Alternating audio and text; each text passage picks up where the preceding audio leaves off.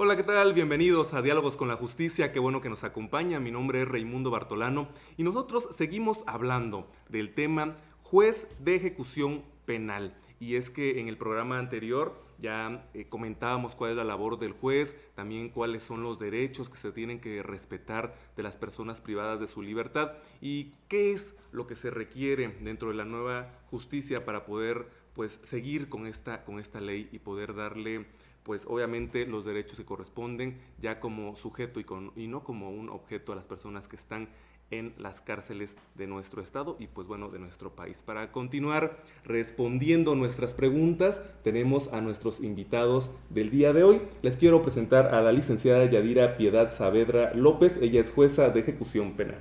Buenas tardes, gracias por invitarme nuevamente a su programa. Muy buenas tardes, también tenemos al maestro Luis Raúl Hernández Avendaño, juez de ejecución penal. Buenas tardes, un placer estar de nuevo con ustedes. Muchas gracias a ustedes por darse el tiempo de venir con nosotros y responder las dudas.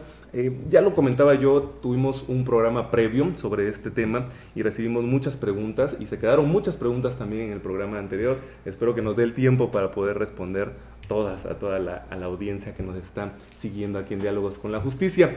Y yo les quiero preguntar, es muy complicada su labor porque pareciera que muchas veces creen que el juez de ejecución penal, que no se tiene muy claro todavía el concepto de lo que hacen, pero se cree que con la palabra juez ya es aquella persona que puede decir tú eres libre, tú eres culpable y que tiene casi todo el poder, ¿no?, en sus manos. Es complicado y es real esta idea que se tiene.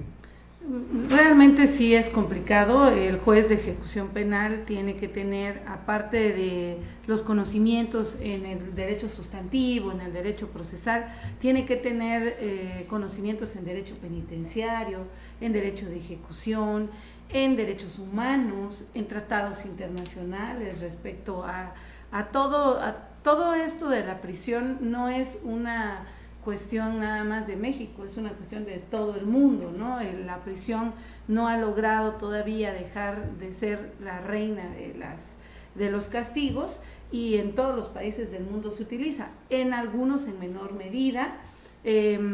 Hay también inclusive tratados internacionales para aplicar medidas no privativas de la libertad que podrían resultar más baratas para el Estado y también más benéficas para la sociedad y para el sentenciado, como es el trabajo a favor de la comunidad, por ejemplo, cosa poco explotada en el país y en otros lugares del mundo se está haciendo y se tienen excelentes resultados. Entonces, ser juez de ejecución no es fácil, pero es una labor también bastante reconfortante, el hecho de saber que estás vigilando que las personas sentenciadas pues tengan unas nuevas oportunidades para cuando regresen a la sociedad, procuren ya no delinquir.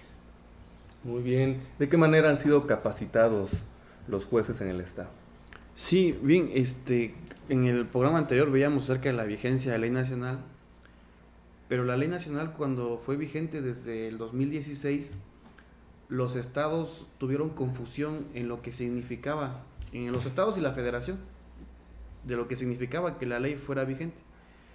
Afortunadamente en el estado de Oaxaca, el 8 de agosto de este año, el Consejo de la Judicatura publicó un acuerdo general 44-2019 y en ese acuerdo general 44-2019 materializa la Ley Nacional de Ejecución Penal y unifica a los jueces. Nosotros teníamos dos tipos de jueces, como decía la compañera, uno para el sistema escrito y otro para el sistema oral. La Ley Nacional de Ejecución Penal es una ley de sistema de audiencia, entonces los del sistema escrito no la podían operar por su estructura. Entonces lo que se hizo con este acuerdo es unir a las estructuras para que la ejecución penal creciera en Oaxaca y para que se cumpliera sobre todo con la ley. La Comisión Nacional de Derechos Humanos y otras organizaciones civiles ya estaban demandando a los estados que aplicaran ley nacional porque ya era vigente desde hace tiempo y no la estaban aplicando y se escudaban en la estructura que se tenía, es decir, la estructura no me permite aplicar. Pero ellos decían eso no es culpa de los internos ni de la sociedad, no, es una cuestión institucional. Entonces el Consejo de la Judicatura del Estado de Oaxaca con este acuerdo hace esta unificación. Dentro de la implementación del acuerdo viene una cuestión de capacitación y se capacitaron a los jueces en la Ley Nacional de Ejecución Penal y en el sistema adversarial de solución de controversias. Entonces tuvimos alrededor de un mes entero de capacitación, donde se les dio a los jueces los elementos básicos que se podrían decir para poder operar esta norma. Antes de la reforma de Ley Nacional de Ejecución Penal, la herramienta principal del juez era la calculadora, es decir, para ver cuándo terminaba la prisión.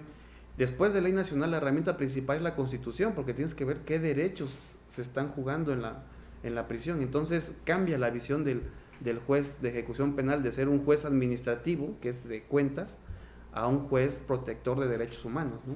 Decía Mandela, y yo creo que es bastante importante recordarlo, que una sociedad se puede medir en relación a la protección de derechos humanos cuando vas a sus prisiones, ¿no? Y el juez de ejecución es el protector de derechos de la prisión. Tienen una gran labor, definitivamente. En primera, estudiar sobre esto. Y en segunda, capacitarse constantemente, porque no es una cuestión nada más a la ligera. Y quien cree que a lo mejor pueden decir, está ahí por dedazo o algo así, obviamente no. Y fue difícil para las personas que tenían una estructura diferente ingresar a este nuevo sistema. Para las personas, hablamos de los que manejan el sistema penitenciario. De hecho, sí, fue un gran cambio. Al principio había mucha resistencia, hubo varias cuestiones ahí entre los jueces y la autoridad penitenciaria, pero poco a poco pues fueron entendiendo que esto es lo mejor, que no podemos, que la protección de derechos humanos es una cuestión de ellos también y que son autoridades y están obligadas a tutelar derechos humanos. Para las personas privadas de la libertad fue también un cambio tremendo, porque cuando en el 2011 se entregó, Reinserción Social entregó todas las carpetas de ejecución que ellos llevaban, expedientes a la autoridad judicial, ese día desaparecieron las mesas directivas. Cuando yo hice mi primera visita a la cárcel, ya no había mesa directiva. Entonces, el panorama era totalmente distinto y empezaron a implementar el Saturno primero, el programa Saturno segundo, etcétera, a sacar armas, a poner más obstáculos para la intromisión de droga, etcétera. Entonces, la cárcel empezó a cambiar cuando yo como juez de ejecución, que fui una de las primeras, y eso me da un gran orgullo y también creo que me da una gran responsabilidad en este proyecto. Los presos decían, bueno, ¿y usted por qué me viene a preguntar cómo estoy, si me tratan, si me llevan al doctor, si tengo alguna enfermedad, si me dan de comer? El juez en ese tiempo entraba a todas las áreas del penal, vigilaba la comida, estaba ahí, yo me estaba ahí casi todo el día, veía que les daban de desayunar, que les daban de comer. Llegó un momento en que inclusive en el penal de los pacientes psiquiátricos, en Tanivet, llegué a pedir hasta el menú de la comida, a ver qué les estás dando de comer realmente, porque ellos están mal de la cabeza, pero tienen enfermedades mentales, algunos, otros solamente estaban porque estaban bajo influjo de una droga, etcétera, y lo principal era, tengo hambre, y era cuestión de que el juez fuera a checar todo eso. El juez es un juez también del reclusorio, entonces las visitas que se hacían carcelarias, ahora por la cuestión de la imparcialidad del juez de ejecución, porque tampoco podemos irnos a meter a las cárceles a ver todo lo que está haciendo la autoridad penitenciaria. Se necesita la colaboración de la sociedad, asociaciones civiles, derechos humanos es quien ahora debería implementar esas visitas mensuales a los reclusorios, de tal manera que ellos también son sujetos que pueden promover controversia ante el juez, y entonces el juez podría entrar a ver qué es lo que está sucediendo, porque se le va a dar derecho de defensa también a la autoridad penitenciaria e intervención al Ministerio Público, que el Ministerio Público en esta etapa, en este proceso de ejecución era como un invitado. Sin embargo, él tiene la obligación de checar, de verificar que la sentencia que él logró se ejecute tal cual y que además las personas no se vayan sin que cumplan los requisitos de los beneficios, pero parecía, y el pago de la reparación del daño. Sin embargo, a veces el Ministerio Público parece que está invitado a la audiencia y no dice nada, ¿no? Entonces todo esto es difícil para las partes. Como decía el compañero, también la defensa muchas veces no sabe qué hacer, no ha estudiado esto y pues en la audiencia se ven problemas, ¿no? Entonces realmente ahorita hay que tener especialización del juez, especialización de la defensa y especialización del Ministerio Público. Si las tres partes no saben de ejecución, no va a funcionar. Y como bien lo dice también, son los diferentes sectores los que tenemos también la responsabilidad. El gobierno, que ya vimos que sí ha tenido parte importante ahí en este desarrollo, que ha capacitado a los jueces como tal, ha hecho el cambio ya en Oaxaca. Los mismos jueces que tienen que prepararse, las escuelas de los jóvenes que están estudiando, desde ahí yo creo que es importante. Y la sociedad, también la familia tiene mucho que ver. Para pues impulsar los valores, dar un buen desarrollo social, económico, psicológico a la ciudadanía, para evitar también robos, asaltos, violaciones, porque no nada más es, pues hay muchos robos y a ver el gobierno qué hace, ¿no? Sino también la misma sociedad tiene que ser responsable de sus hijos, de sus hermanas, de sus hermanos, de sus nietos, para evitar que lleguen a una cuestión de este tipo. Claro. Dentro de todo esto existen dos elementos, o cuál es la diferencia, más bien sería la pregunta, entre beneficio y derecho. Pues los derechos los tienes ya, o sea, desde que entras a la cárcel ya tienes derechos por ser persona privada de la libertad. Los derechos humanos pues los tenemos todos, ¿no? Entonces es obligación de la autoridad tutelar esos derechos. Y los beneficios son digamos, premios que se dan, son cuestiones que se otorgan si cumples con los requisitos, ¿sí? Esto es, tienes derecho a la salud y entonces la autoridad penitenciaria tiene que realizar gestiones para que si como persona privada de la libertad tienes una enfermedad que no se puede tratar por el médico del penal, te excarcelen y te lleven a tratamiento, ¿no? Si tienes VIH, por ejemplo, promoción ante el Capacits para que te dé el tratamiento. Si tienes una persona privada de la libertad, te conviertes, más bien la autoridad penitenciaria se convierte en un tutelador. Entonces, como decía Luis Raúl, la persona privada de la libertad, solo su castigo es estar privada de la libertad. ¿Por qué hay que tutelar sus derechos? ¿Por qué? Pues porque no pueden acceder a ellos por sí mismos. Sí, entonces nosotros estamos libres, que nuestros derechos humanos puede ser que en algún momento se vulneren, no nos protejan, etcétera, pero estamos libres y tenemos la capacidad y la posibilidad de ir, si no nos atienden en una clínica, irnos a quejar, que nos atiendan en otra, pero alguien que se está muriendo de un dolor de muelas, si no hay un dentista, y está ahí preso, pues la autoridad tiene que tutelar ese derecho a la comida, a una comida de calidad. Dices, ¿por qué los que están adentro comen mejor que los pobres que están afuera, no? Bueno, pues porque ellos están privados de la libertad y no pueden salir a trabajar y ganarse el pan. Entonces tenemos que dárselo como Estado, tenemos que dárselo y darle una alimentación que le permita pues vivir bien, ¿no? A veces dicen, ¿por qué ellos tienen ejercicio? Es más, hasta clases de zumba les dan a veces, ¿no? Y yo no puedo ir.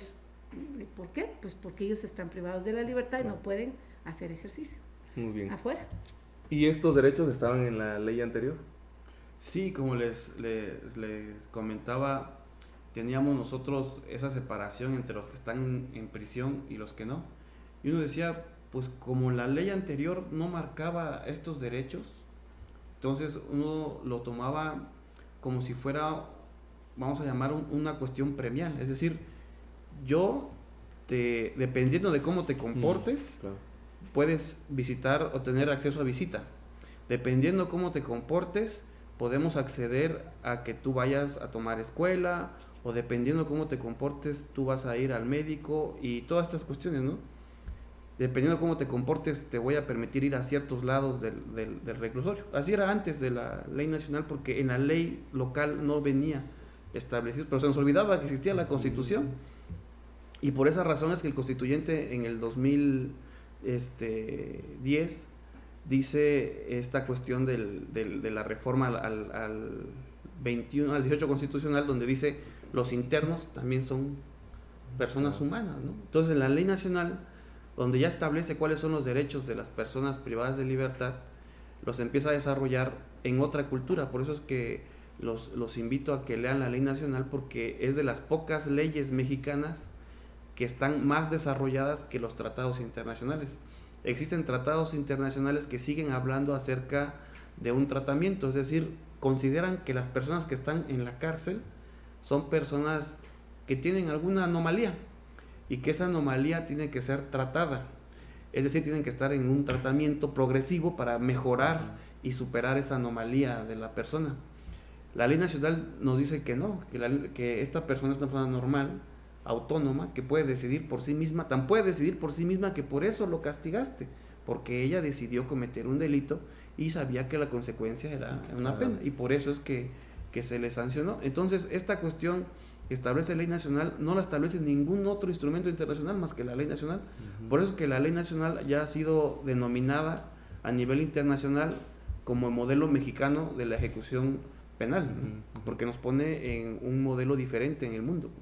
Muy bien, bueno, vamos ahorita a un corte, vamos a seguir hablando de esto y también les quiero hacer otras preguntas relacionadas con esto, como el control, por ejemplo, de los autogobiernos en algunos penales, algunos derechos para las comunidades indígenas que vamos a tener que preguntarles. Pero vamos a un corte y les quiero recordar que nos pueden ustedes hacer sus preguntas a través de redes sociales, algunas dudas. Estamos hablando aquí de temas un tanto legales, pero si ustedes tienen algún caso también pueden hacer la pregunta y con mucho gusto nuestros expertos, nuestros jueces les responderán. Nos pueden seguir a través de en Facebook, Tribunal Superior de Justicia de Oaxaca, en Twitter, @TSJ Oaxaca, también en las portales, en las redes del portal Regeneración, @Regeneración Pluralidad y @MX Regeneración. Vamos a un corte y regresamos.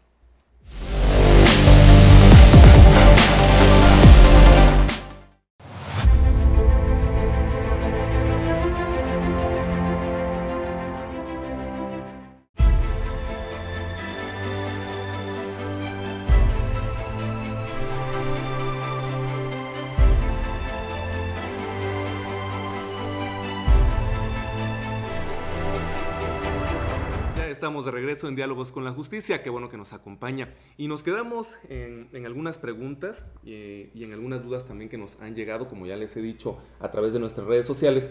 Y antes le quiero comentar y le quiero preguntar a la licenciada Yadira, ¿qué beneficios tienen las personas sentenciadas? Bien, en la Ley Nacional de Ejecución está la libertad condicionada, que es cuando se cumple el 50% de la pena, digamos, una pena de 10 años, a los 5 años puedes irte por libertad condicionada, bajo supervisión de UMECA, en este momento es quien está supervisando, el juez te impone condiciones y es la UMECA quien va a dar seguimiento a que cumplas estas condiciones. Y posteriormente está también la libertad anticipada, este es al 70% de la pena, y aquí no hay condiciones, aquí ya obtienes una libertad definitiva, siempre y cuando se haya pagado la reparación del daño y siempre y cuando no hayas tenido una sentencia condenatoria anterior. Esto es, los beneficios no son para todos, son para quien cumple con los requisitos.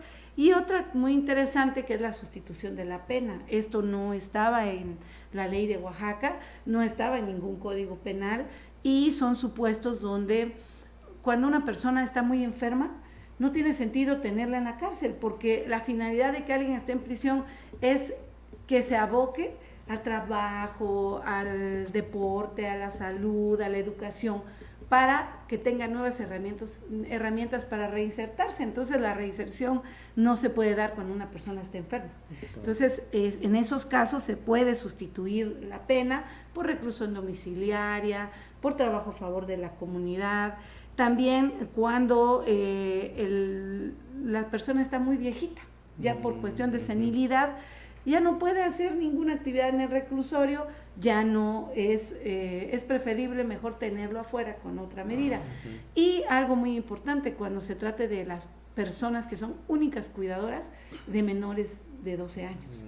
Esto es que si la mamá es madre soltera y solo tiene ella es la única que se encargaba de sus hijos, tiene hijos menores de edad, o también que tengan una discapacidad que no les permita valerse por sí mismos, esa mujer, ese hombre, porque no solamente es para mujeres, ese hombre puede purgar su pena no en prisión, sino sustituirla por otra forma de que la cumpla, porque de que tienen que cumplir su pena, la tienen que cumplir. Claro. Nada más que no todos es recomendable tenerlos en la prisión.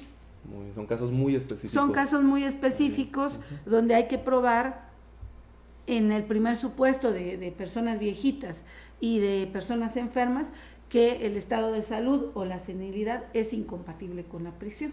Y en los otros casos hay que probar pues que es la única cuidadora o el único cuidador de ese niño menor de 12 años. Aquí se están tutelando obviamente los derechos de un niño, ¿no? Sí. O de esa persona discapacitada. Son cosas que no se saben, ¿no? Que no se saben claro. y que muchas mujeres, por ejemplo, permanecen en prisión. Los defensores no han visto todavía con mucha amplitud esta ley. Por eso es importante que haya defensores por reclusorio, que el defensor esté ahí cerca del reclusorio y que sea un defensor de ejecución, que no se dedique a llevar el proceso de uno, que vete a la audiencia inicial, que vete a la intermedia, que ahora te toca esto. No. Un defensor que esté exclusivamente para defender los derechos de las personas privadas de la libertad. Muy bien. Y si ya fui sentenciado antes de la ley, ¿puedo tener algún beneficio ya con esta nueva ley? ¿O puedo nuevamente abrir mi caso para poder ser sentenciado según esta nueva ley? ¿O ya no se puede? Sí, bueno, la respuesta categórica es que sí, ¿no? Vamos a explicarla. Entonces, la Suprema Corte ya sacó una tesis en particular que me parece que resuelve esta circunstancia. La Ley Nacional de Ejecución Penal es únicamente para sentencia.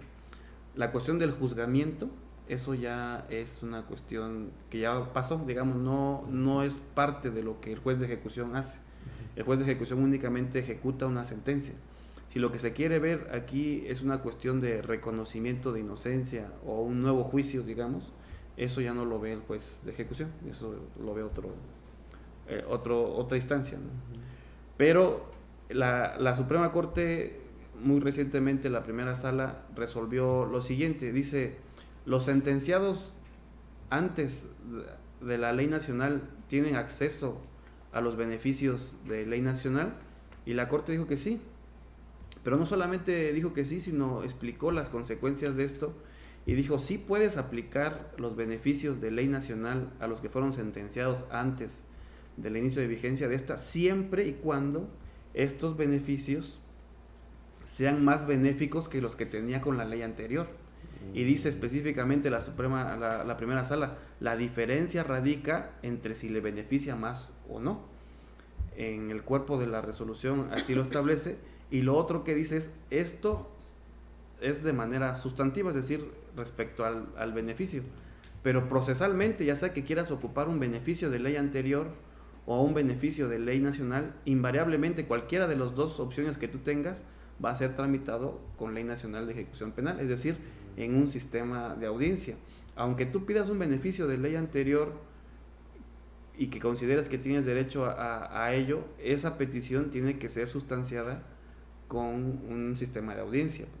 Por eso es que el Poder de Oaxaca, el Poder Judicial del Estado de Oaxaca, hace este esfuerzo de unificar a los jueces y poder cumplir con estas determinaciones que implícitamente dice la Corte. Y hay que hacer mención que ni siquiera el Poder Judicial Federal ha logrado lo que nosotros logramos de cumplir con lo que ya está resolviendo la Suprema Corte de Justicia, porque ellos tienen un conflicto tal vez mayor en proporción, porque es en todo el país, de unificar su estructura.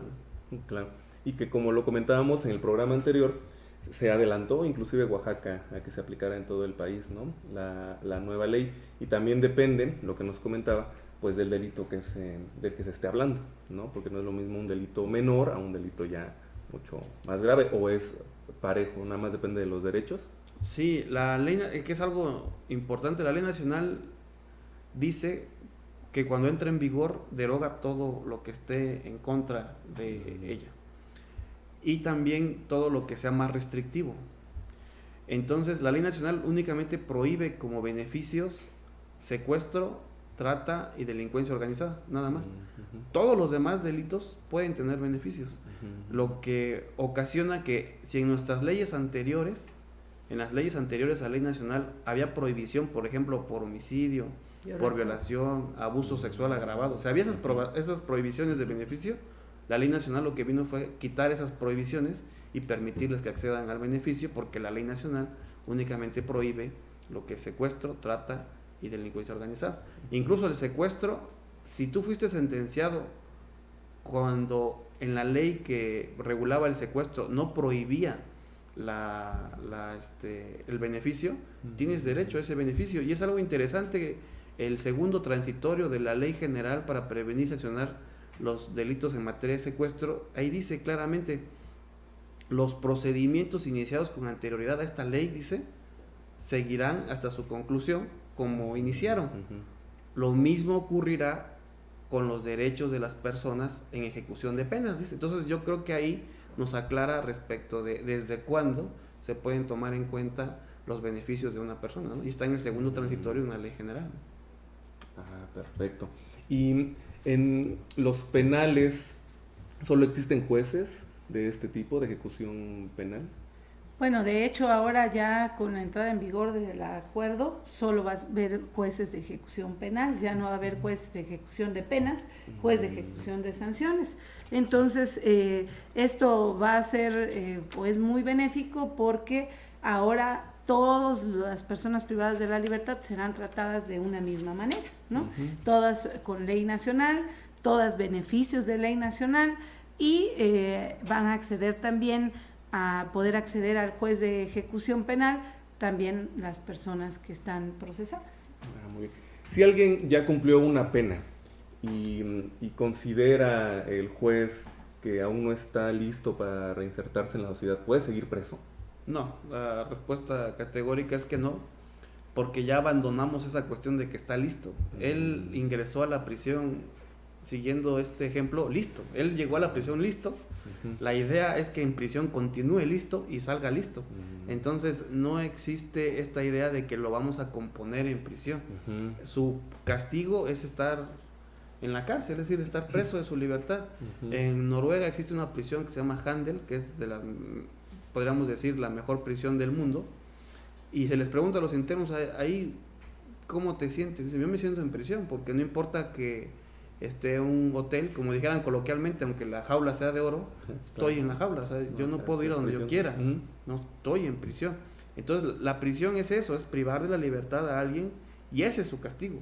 No vamos nosotros a decir que él cometió un delito porque estaba mal de la cabeza, porque eso es entrar en la readaptación o en la regeneración, o que cometió un delito porque él tiene problemas sociales, ¿no? O socioculturales que lo obligaron a cometer un delito, porque si lo planteamos así y vamos a otros teóricos del derecho penal, les van a decir, pero es que esa es una justificación del delito, no debiste haberlo castigado entonces si tenía condiciones socioculturales que lo obligaron al delito, pues, ¿no?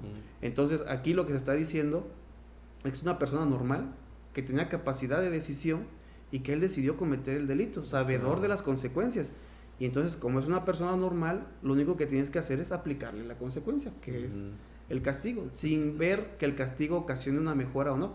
Si lo ocasiona, qué bien, ¿no? Pero esa no es la finalidad de la prisión. Por eso es que el juez no puede decidir, porque en contrapartida a la pregunta de que si no está listo, se queda, entonces uno podría decir, y si está listo antes, lo sacamos antes. Claro. Entonces esa es una discrecionalidad que antes tenían los directores del reclusorio. Aquí la legalidad de la pena, es decir, tú cumples tu pena con lo que dice la ley, ¿no? La legalidad penal es uno de los pocos derechos que son absolutos, ¿no? La legalidad penal en nuestra legislación mexicana está en el 14 constitucional, donde dice que nadie puede ser privado de libertad sino por leyes anteriores al hecho. Lo mismo repite el 9 de la Convención Americana y el 7 del Pacto Europeo, ¿no? Que nos dice, y esto implica que cuando tú cometes un delito, desde el hecho debe venir el delito, es decir, que eso que cometiste es delito, claro. Debe venir la pena, es decir, que esto que tú cometiste está sancionado por esta pena, y debe venir el beneficio, es decir, lo que tú cometiste y la pena que tú tienes, si cumples con los requisitos, accedes a este beneficio, desde el hecho, según el principio de legalidad penal plasmado en el 14 constitucional, ¿no? Que hay otros compañeros que opinan diferente. Ahí está Claro.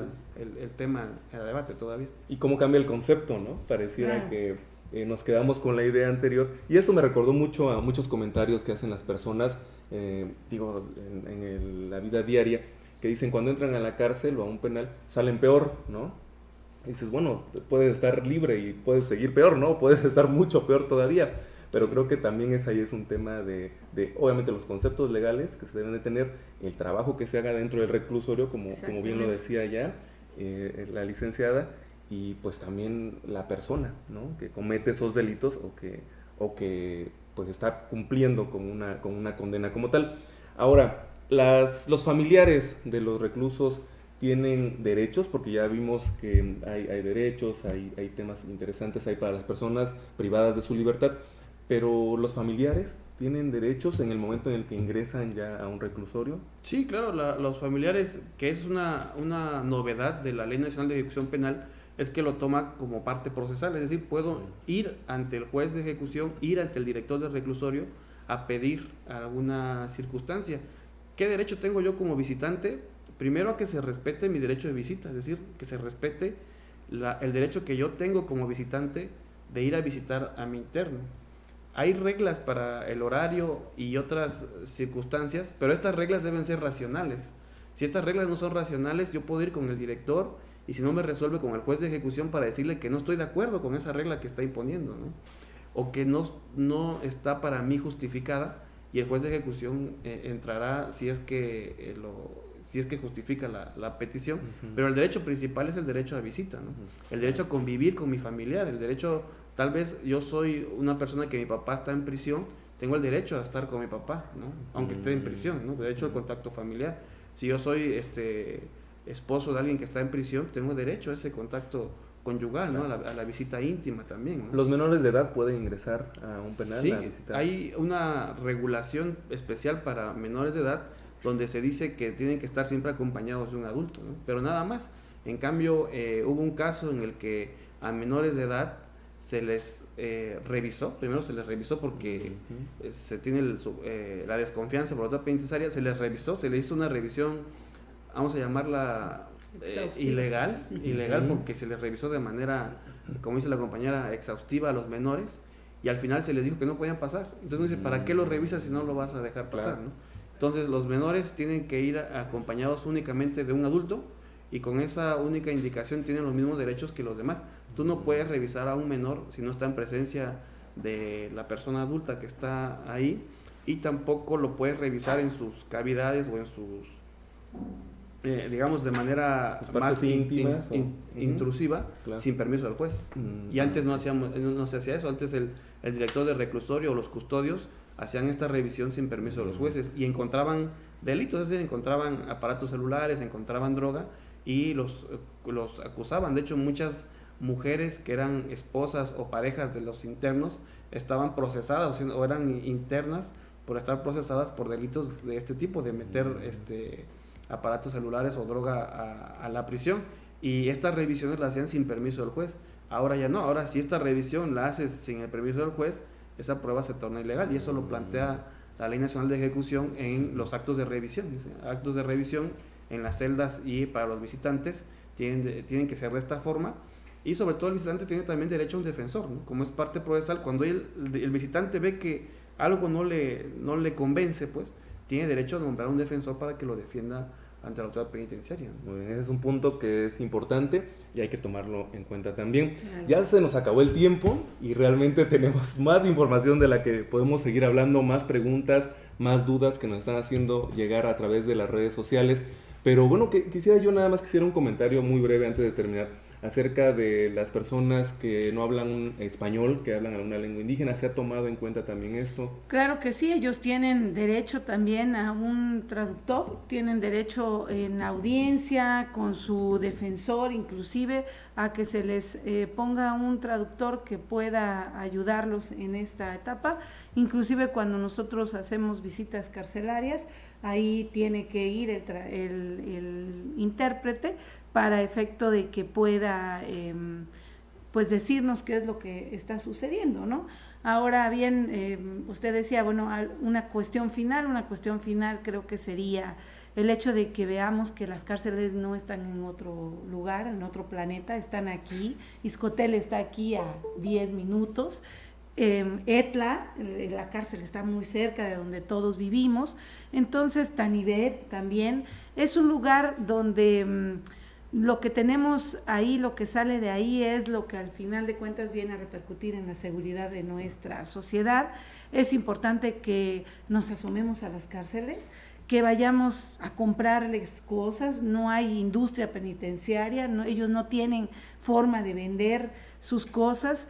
Que vayamos, si tenemos un grupo católico, de cristiano, de testigos de Jehová, también podemos incluirnos ahí, ir a ayudarles para que ellos puedan de alguna manera procesar esta privación de la libertad que es difícil. Si tenemos una asociación civil de niños, de mujeres, si tenemos un grupo inclusive de oración que quiere ir con ellos, debemos entrar, porque ellos no son personas del todo malas, son personas que cometieron errores, como todos nosotros, algún día nadie de nosotros está exento de ir a la cárcel, a veces hasta para una cuestión de tránsito podemos llegar ahí, una confusión muchas veces. Entonces, que no veamos a la cárcel como algo fuera de nuestra realidad y a esas personas privadas de la libertad como distintas a nosotros. Que veamos que ellos van a regresar tarde o temprano, porque aquí no existe la cadena perpetua. Entonces van a regresar tarde o temprano a nuestra sociedad. ¿Y qué queremos que regrese? ¿Una persona resentida o una persona que ya tiene mayores elementos para no volver a delinquir? Pues muchísimas gracias, licenciada Yadira, muchas gracias, maestro Luis, por estar con nosotros, por hablarnos de esos temas tan interesantes. Y ahí está, ¿no? ¿Quién es tan bueno o tan malo en esta sociedad para no ingresar a un reclusorio en algún momento de nuestra vida?